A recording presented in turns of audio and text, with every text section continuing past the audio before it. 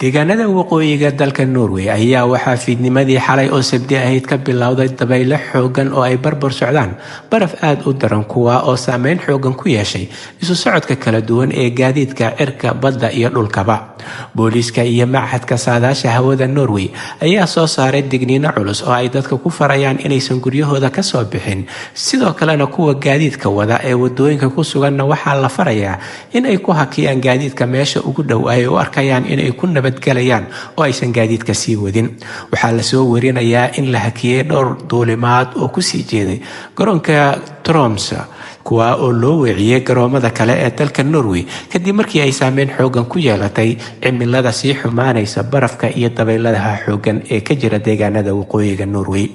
Taliyaha howlgallada booliiska Nordland Tommy Page ayaa sheegay inay helayaan warbixino ku saabsan xaalada adag ee wadista gaadiidka iyo sidoo kale barafka xoogan ee da'aya, wuxuuna intaa ku daray in lagu soo wargeliyay dhowr shil oo gaadiid oo ka dhacay wadooyinka kala duwan ee deegaanadaas, kuwa oo uu sheegay ilaa hadda in aan lagu soo wargelin wax dhaawac ah oo ay sababeen.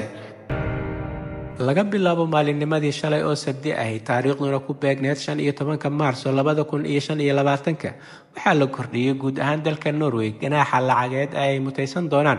darawalada gaadiidka haddii lagu qabto iyaga oo wada gaadhigooda misna isticmaalaya taleefankooda gacanta. Waxa ayna mutaysan doonaan adduun lacageed oo gaaraya 10,450 koronka Norwejiga ah. Ganaaxa ka sokow waxaa kaga dhici doona 3 dhibcood laysinkooda darawalnimada. Sanadkii hore ee 2024 waxay booliisku bixiyeen 5,838 ganaax, kuwa oo ay mutaysteen darawallo lagu qabtay iyaga oo wada gaadiidkooda misna isticmaalaya taleefankooda gacanta.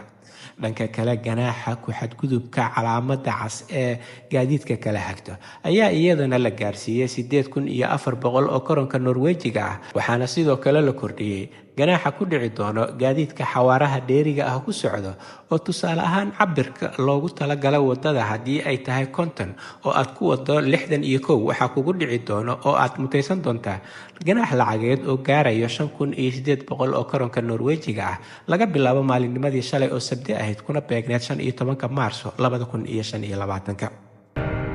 Xarunta caafimaad ee gargaarka degdega ah ee magaalada Bergen ee caasimadda labaad ee dalka Norway ayaa fiidnimadii xalay oo sabti ahayd waxa uu dagaal gacan ka hadala ku dhexmaray 2 nin kuwa oo ku sugnaa qolka sugitaanka ee xaruntan caafimaad ee loogu talagalay xaaladaha degdega ah.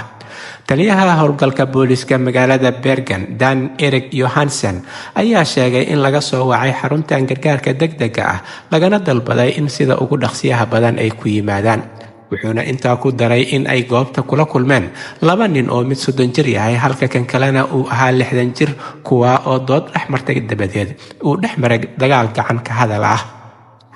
Ninka 30 jirka ah ayaa la xiray oo loo taxaabay xabsiga magaalada Bergen, halka odaga 60 jirka ah la fasaxay loona aqoonsaday in uu yahay dulmanaha kiiskan. Wuxuuna taliya Dan Erik qeexay inay caddahay in qofka la xiray uu yahay qofka weerarka geystay. Booliiska ayaa sheegay inay heleen sharaxaad la xiriirto garaacis loo geystay odagan 60 jirka ah iyo sidoo kale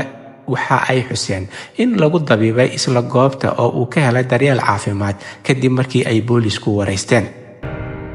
Dowladda Mareykanka ayaa habeennimadii xalay ahayd duqeymo xoogan oo dhanka cirka ah ka fulisay gudaha waddankaasi Yemen kadib markii uu amar ku bixiyay madaxweynaha waddankaasi Donald Trump in duqeymo xoogan oo isxixiga laga geysto gudaha waddankaasi Yemen, iyagoo weeraradani ku sheegay kuna sifeeyay kuwa ay ku soo afjarayaan weerarada kooxaha Xuutiyiinta ay kula kacayaan maraakiibtooda. Madaxweynaha Mareykanka Donald Trump ayaa sheegay inay isticmaali doonaan awood halis ah ilaa ay ka gaaraan hadafkooda. Waxa uuna intaa ku daray in howlgalkani uu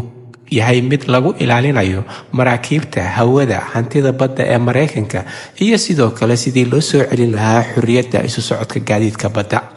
Weeraradan iyo duqeymahan xoogan ay dowladda Mareykanka ka fulisay xalay dalkaasi Yemen ayaa la soo warinayaa in ay geysteen khasaare kala duwan oo isugu jira naf iyo maalba, waxaana la soo warinayaa ilaa iyo 31 qof in ay ku geeriyoodeen halka uu dhaawacu marayo sida ay sheegtay wasaaradda caafimaadka Xuutiyiinta dalkaasi Yemen inuu yahay 101 qofood. Halkani waa Somali Voice in Norway ama codka Soomaaliyeed ee Norway, waxaana wararka ugu doorkaroon maanta idinla socodsiinayay anigoo ah Cabdullaahi Nuur Xasan Shiine.